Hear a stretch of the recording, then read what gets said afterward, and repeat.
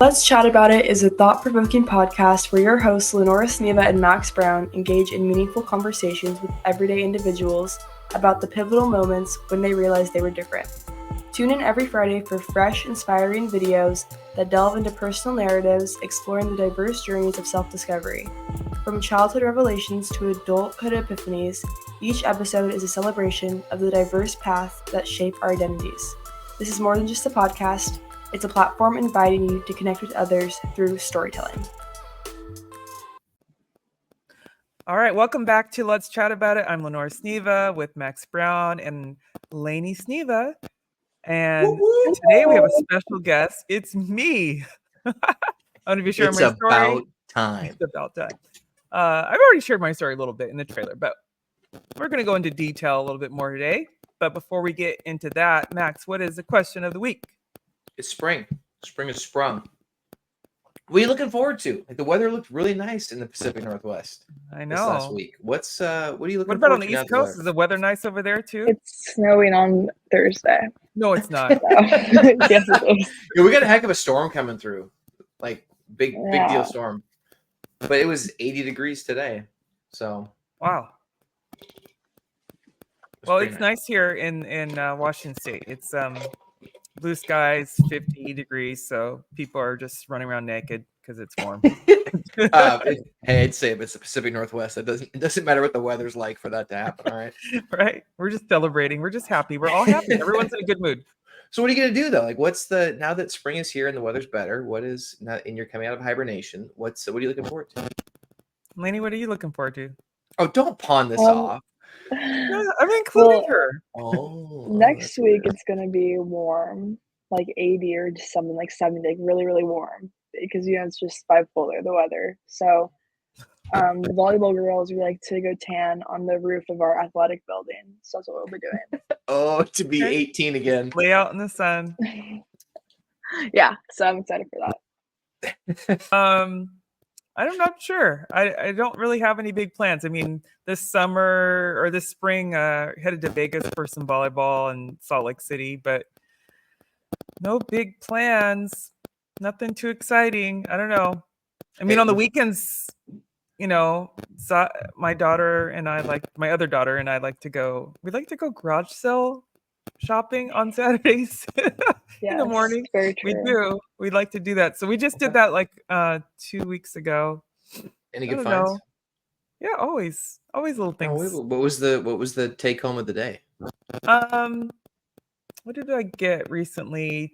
What did I get? I got like a little serving platter. It's like kind of bamboo that I'm gonna paint white. And then I got some storage bags. You know those ones where you can vacuum seal it. Oh yeah. Put a whole bunch of stuff in there. I got for $2. And I got brand new. But make sure that they still seal. No, they do. I've already used them. They work. Okay. They're great. Right. They work. Yeah, just stuff like that. And I got Zaya. What'd you say, Lane? That's why it's hard for us to move out of our houses. There's so much stuff. I can't imagine that Lenora is the problem when it comes to stuff in houses. Hey, that's fair. That's fair. Yeah, that's fair. Is that fair game? Laney. Oh, I don't know. All right. Who's the one who's always giving stuff away and getting in trouble? Yeah, but giving our stuff away. Everyone's stuff. Oh, but not mine. Ever. Yeah. Oh. God. Okay, Max. What about you? What are you looking forward to?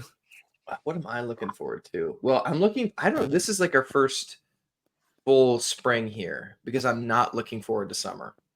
I'm not looking forward to 100 degrees and 80% humidity here. Yeah. That I'm not looking forward to.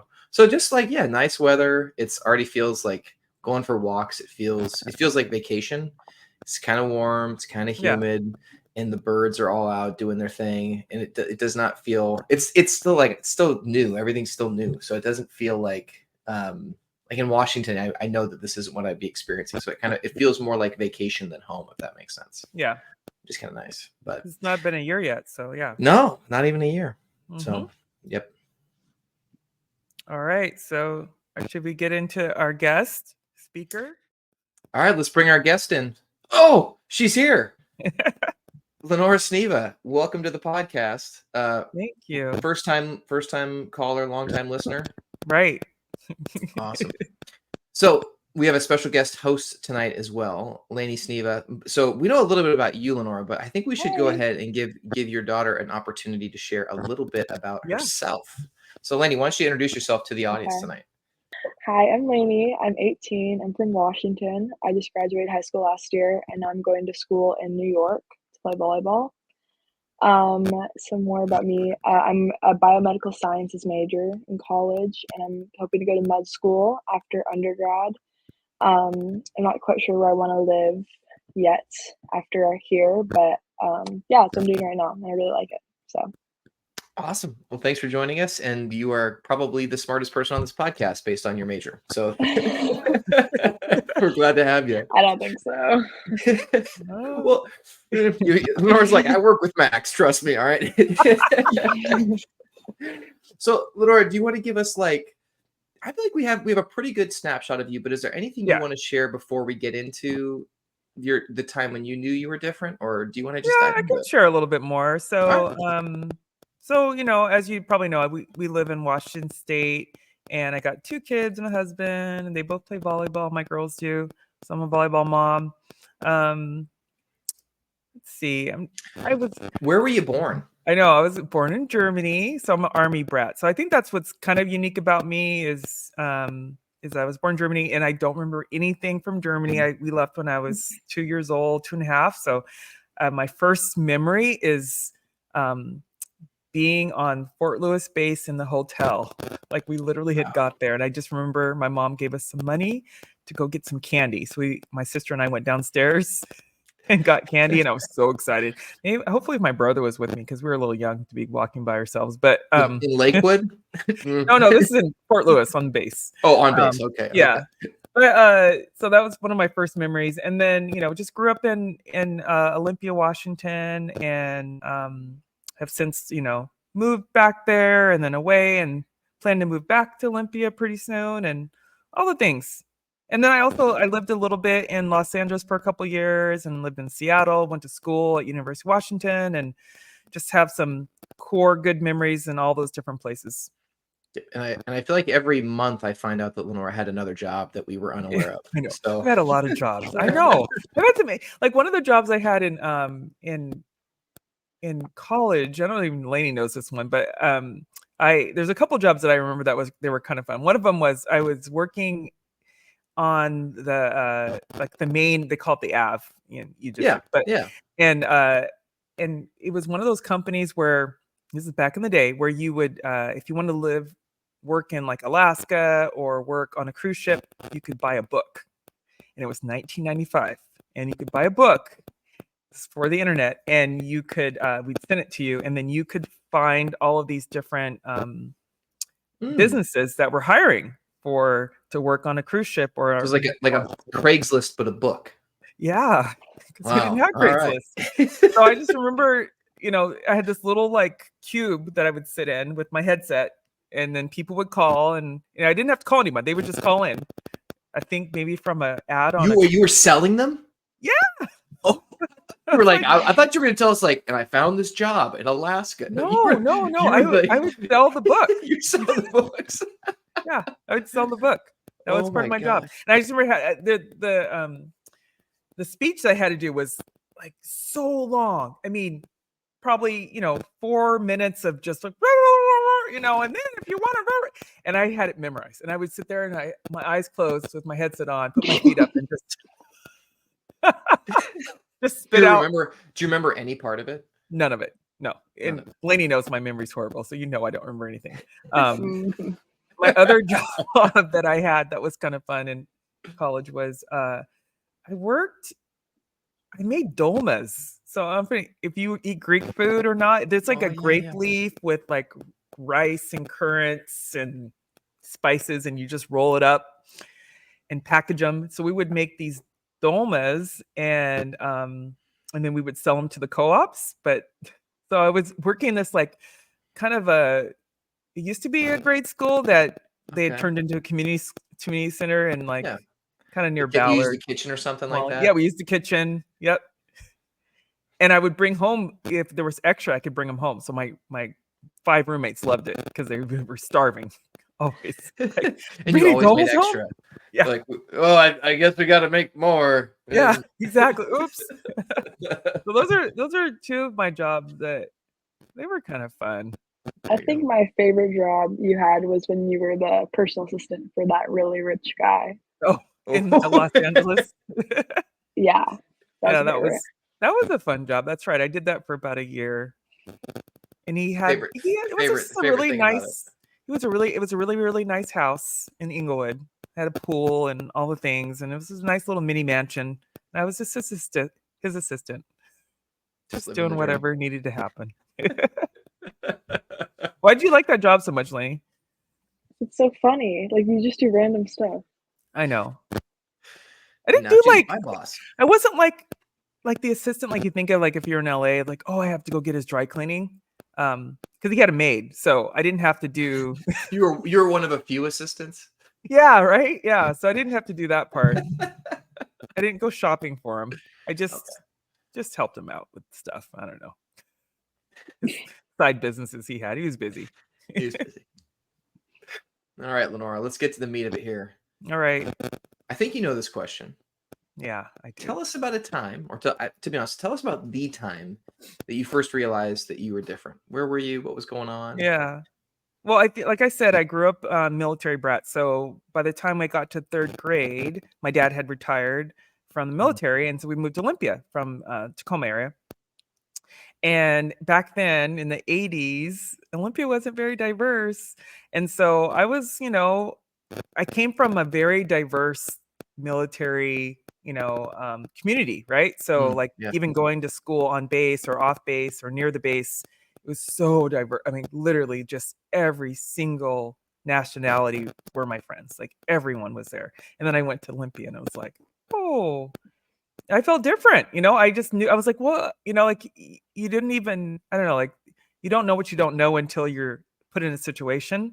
And people were nice to me for the most part, but then, 3rd grade again, I don't know how many weeks into 3rd grade I was in, but pretty soon after I started there, a girl on the playground called me the N-word, and I'd never heard the word before. And but I knew it was wrong. Like I feel it in my stomach. When you get the pit in your stomach, and I was like, that doesn't sound right, and something's wrong. Just the way she said it, I could tell she wasn't being nice. And so I went home to my mom, and my mom was outraged. She's from the South, near where Max lives, Augusta, Georgia, and she'd heard it plenty, and so had my dad. And so she was so upset and so mad, and she did what any mom or dad would do, is she called the school and was like, we need to address this. And so I just remember the day she told me, the day that she was going to be at my school. She's like, today's the day that your dad and I are coming to the school to talk to your principal about what happened. And I was like, okay, I'm just, and they called our name, both of our names. We were in the same class, called both of our names. We went down to the principal's office, and she held my hand like we were friends. And I'm thinking, you're not going to hold my hand after this. Wow. Because you're about to get in trouble. And her parents were there. My parents were there. And the principal was very stern and just like, this can never happen again, ever. This is uncalled for, and she apologized, made her apologize, all the things. And it never happened again. It didn't. But I think other things happened after that. I think racism can be very blatant and it can be very subtle. And so I think little, just jokes, and, you know how kids are. They just think they're funny and they want to tell jokes about your skin color or about, your race or whatever. And then you're like put in this really awkward position where you're like, are you making fun of me? Like one of those. And so that happened throughout grade school, middle school, high school, even. Definitely slowed down in college. But that was a pivotal moment for me where I think I knew I was different. I was told I was different. But I think the best part about it is that my mom, she stood up for me, and my dad, and really took care of me. And so did the principal too. when you were in elementary school, how many people of color, kids of color did you see? And even in like staff, was there anybody? No staff, none. Okay. No. And then I think maybe, I don't know, if I were to guess, I think that we probably had 3 classes per grade, and Okay. 20, 25 people in each class. There might have been 3 of us In in my your- class, in my grade. Okay. Maybe. As someone who went to South Bay, how many years Same after school. you went? Oh, Lainey, Yeah. so many. We're not going to count. Okay, we won't count. There was 4 in my grade, so Wow. Yeah. I think I there might have been. remember because I remember all Yeah. of them. So it didn't get Do you think much there was better. more? I remember. Well, What'd you say, honey? I mean, like, well, do you think there was more? Do you remember? I'm pretty sure there was 4 because I remember I there think was me and there was Brady, and then there was what's his name? The really, really tall kid. And then there was one more guy. I was the only girl. There might have been another girl. Maybe there was 5. See, I think there was a little bit more than me. Yeah. But even in high school, I remember we graduated 330 people. Mm. There's about 4 of us. It didn't get See, any. there was more at North Thurston High School. There was more at North Thurston. That's Lainey, right. right? Yeah. So many more. Like, Wow. I Okay. mean, in middle school, it was like oh yeah. no one believes me when I say this, but it was like half and half, like kids of color. Exactly. And then Yeah. kids. Yeah. So, It got but better. I mean, in Just elementary, South Bay. Yeah. Well, I think that's part of it too. It's like, I mean, I've noticed that as well. I've heard this from a lot of people is when you have military base, Mhm. guaranteed greater levels of diversity. And the closer you are to those bases, the more diversity you have. And I feel like I'm assuming probably from when you were growing up, Lenora, to when Lainey went to school, it felt like more and more military folks were moving away from kind of being on base or close to base, and where you were was probably as close as you get, or one of the closest places you could be Yeah. to the Lacey. base without being. Yeah. So, man. Lady, do you have another I mean, question? I feel like I didn't experience, or I guess I didn't experience anything like that, but I was also a very different kid than you were, I Wait, okay. Now here's a question back for you. What do you mean a very different kid than your mom? I was mom can vouch, was very outgoing, very much. But I So was didn't Lainey. see, well, no, Mom, I was a different level. You raised me, you know how I was. But I didn't feel any different than anybody at any point until I don't even know when, maybe like 7th grade. I feel like there was a couple of instances where people said some things to you about your hair, or like there was a kid I remember like in 4th or 5th. I don't know. I remember we did have to. Yeah. That was really, but the thing is, okay, that's also the difference because he said something about like I had like an afro or something, right? And I was like, I thought that was, I was like, I can use this to get him in trouble because he's so annoying, and I knew it was wrong because that I was not offended at all. Like I didn't take that offensively. Like I was like, I know that's wrong, so I can use that against you if I don't like you. But like I wasn't thinking like, oh, that's like discriminatory. I was just thinking like okay, you just dug your own grave. Oh, Lainey. Oh my gosh. So, Lenora, after that experience that you had in elementary school, how did that or did that at all kind of change the way that you interacted or viewed yourself in that kind of school community or moving forward? What kind of an impact did that have on you? I think I was just really cautious, I think it's so funny. I think I was talking about this with someone at work today, but like I'm pretty positive and I assume positive intent, like I'm just like, oh, the grass is green, the cup is almost running over. Like, I'm a little Pollyanna sometimes, but I'm also like, as Lainey will probably say, I'm also like looking at the side of my eye, like, I'm watching you, right? Just because I think people show up really differently sometimes depending on the situation, and when they show their true colors like that, then you're like, your trust of them changes. Or if they say a little joke or something that's like, God, why would you say that to me? Like I'm offended.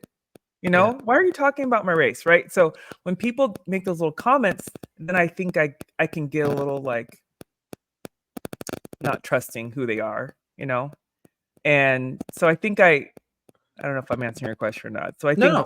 just from those experiences, I think I can be pretty positive, but I'm also I can be like realistic that people are people and they're just hurt people. Mm. And was that something that you experienced like throughout? Oh, go ahead, Lenny. No, go for it. Sorry, I wanted to add on because I know that when we were, I think it was over winter break, we saw that same girl in a store. We were Somebody who forgiveness. you still saw. So this girl who in 3rd grade said this comment to you, you saw her recently. Yeah, I see her. Whoa. Never mentioned it, never have talked about it since. Did you just like, was that the only was that the last time the two of you interacted growing up, or did you? No. Okay. Just kind of moved past it, right?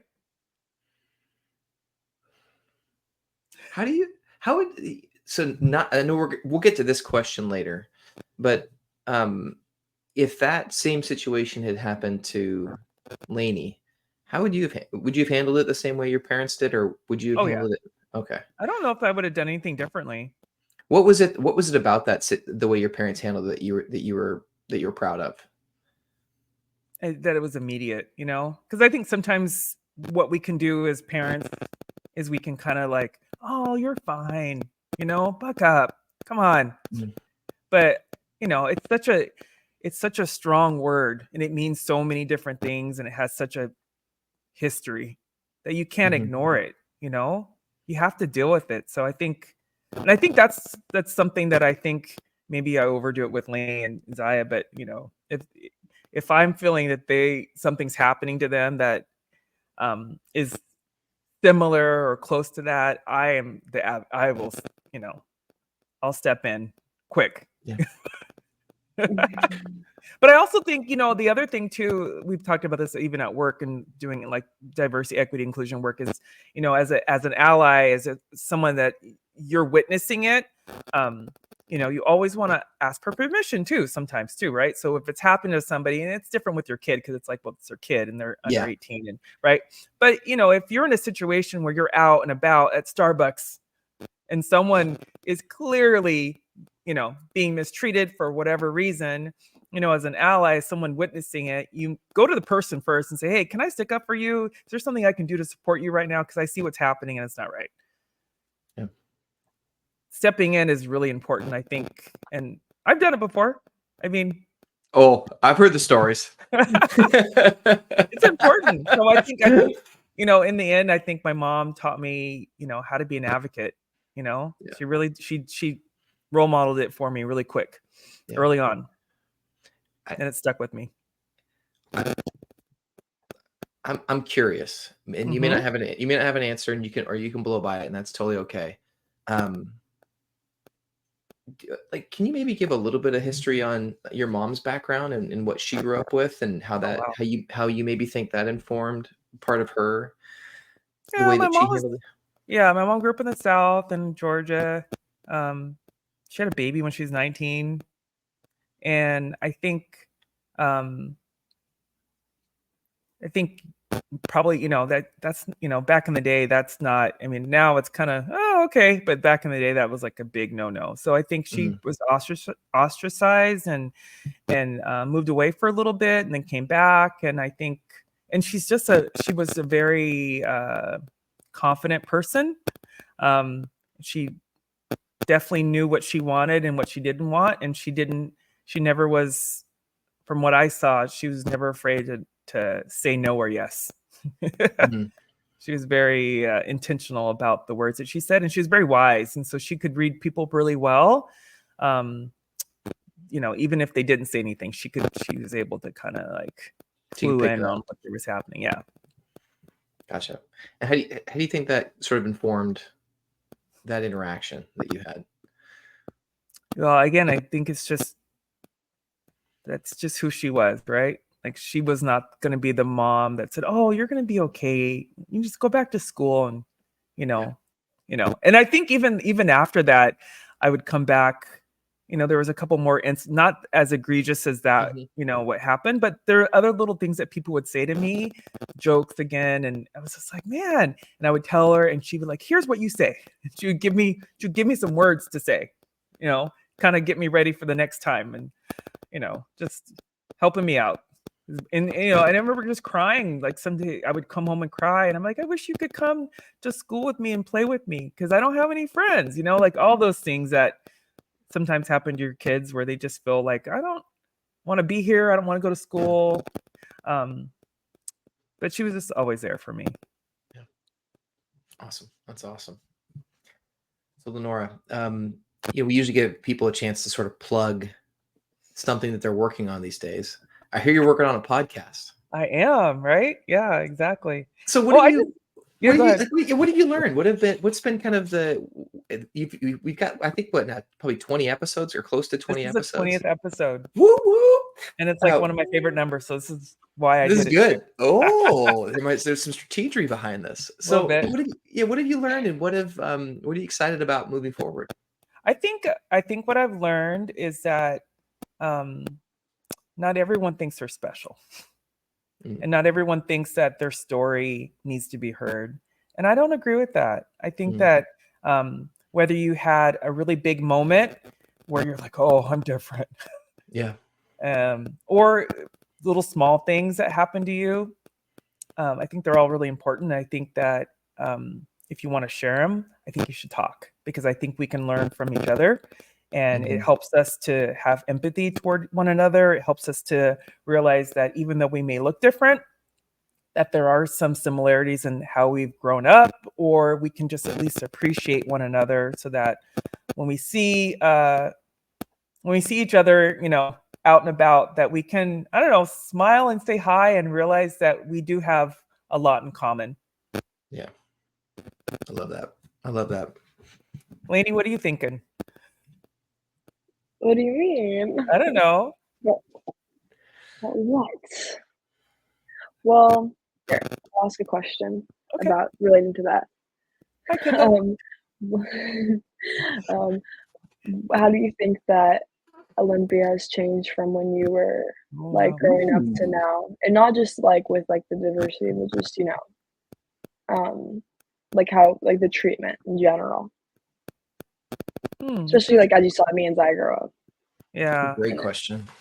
Well, I definitely think like your experience at North Thurston. I hate to use all the names of these schools. Might cut that out. Mom, everyone knows. I know, but I think that your experience in high school was so much different than what I experienced, and I think in a positive way, just because. And I mean, I can't help but talk about the diversity of it, because I think that just helps you feel like you belong and you're not feeling like othered and like, oh, there's no one else that looks like me. This is kind of awkward.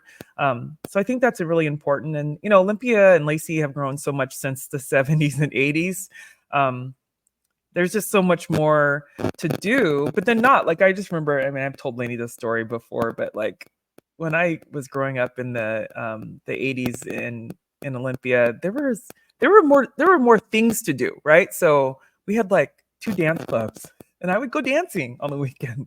The ones that are all boarded up now. Exactly, right? Yeah. But and it's like, and I wasn't doing anything bad, but that's just what my friends and I would do on the weekends. We would just go dancing, and it was like a 18 and under club or whatever, like nothing, just harmless. But there's not a lot of things to do in Olympia. Like, I think it's actually less in some ways. And then there are other ways. There's like, go paint a plate, or, the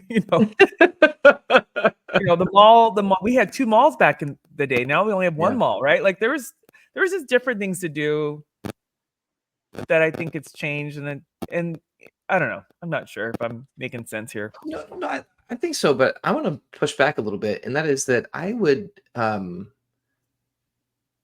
I don't think I would call Olympia and Lacey the same.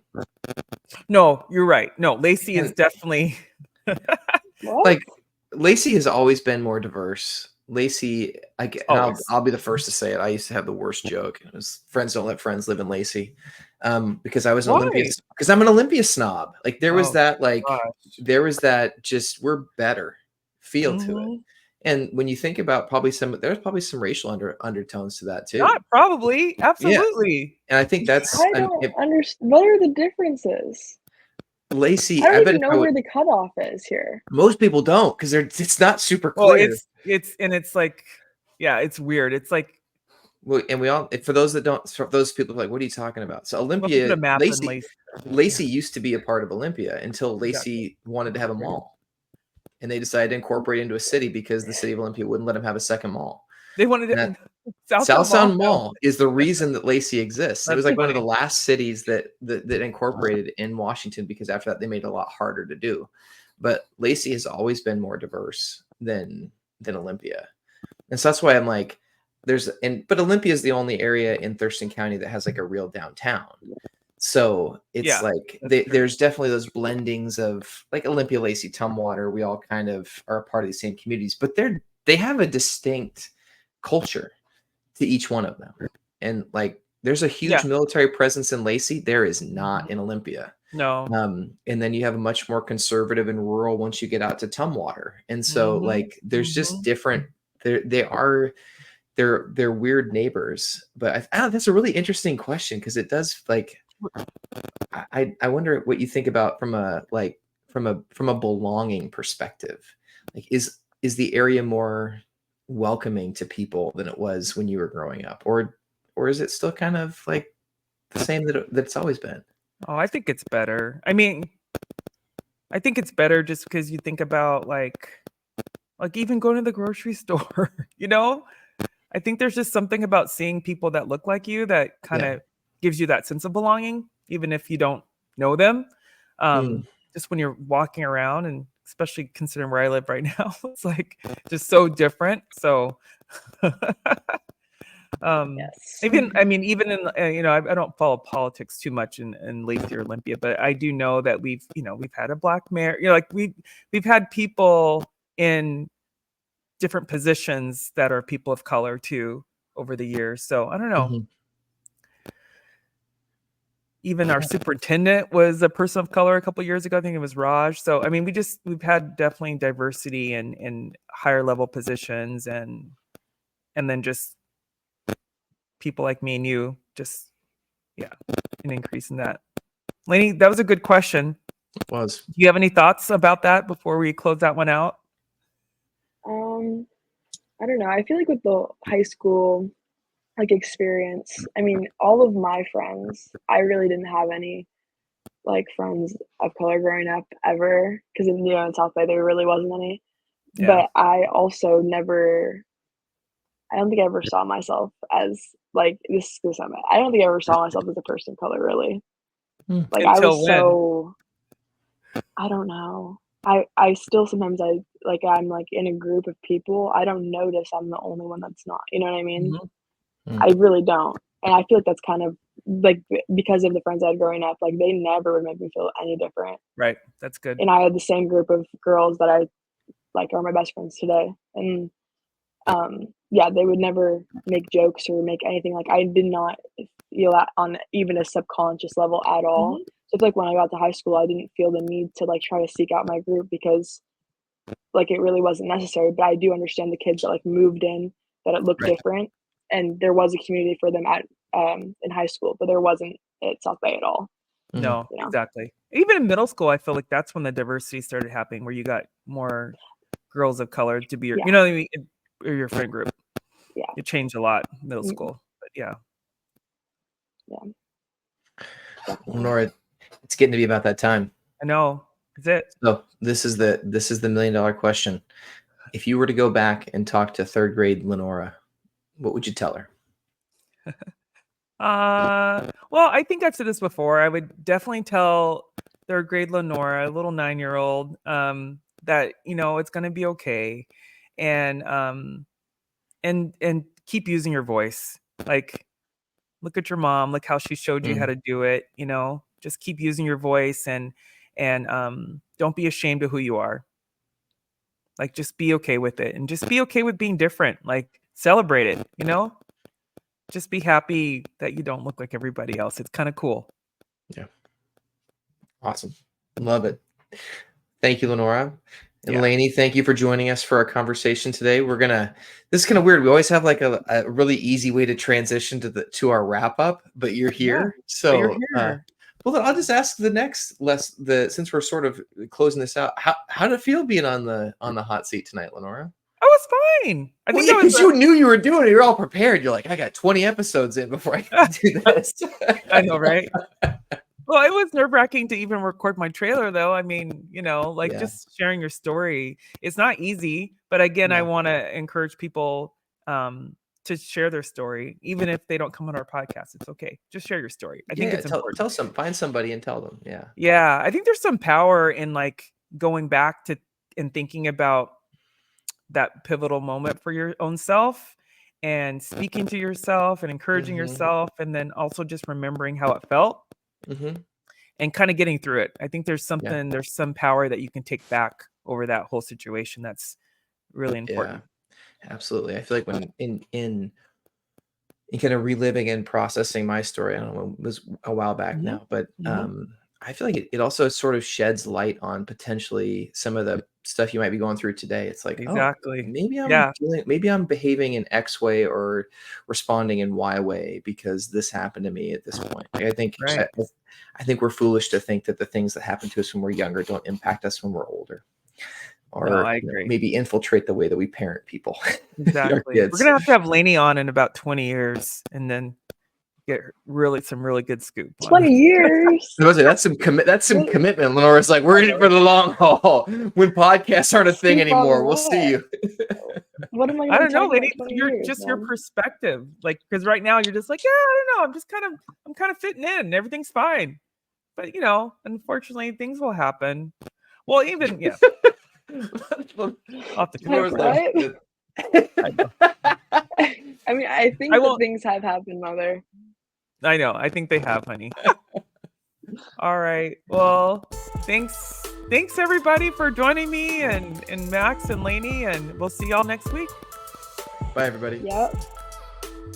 He said, yep. The Let's Chat About It video podcast, produced and edited by Lenora Sneva, invites listeners to share their stories. To participate, email letschatnow1010@gmail.com. New episodes featuring people like you and me are released every Friday. Thank you for listening and being a part of a community who cares. Please follow us on Instagram, Facebook, YouTube, and Spotify. Thanks for listening!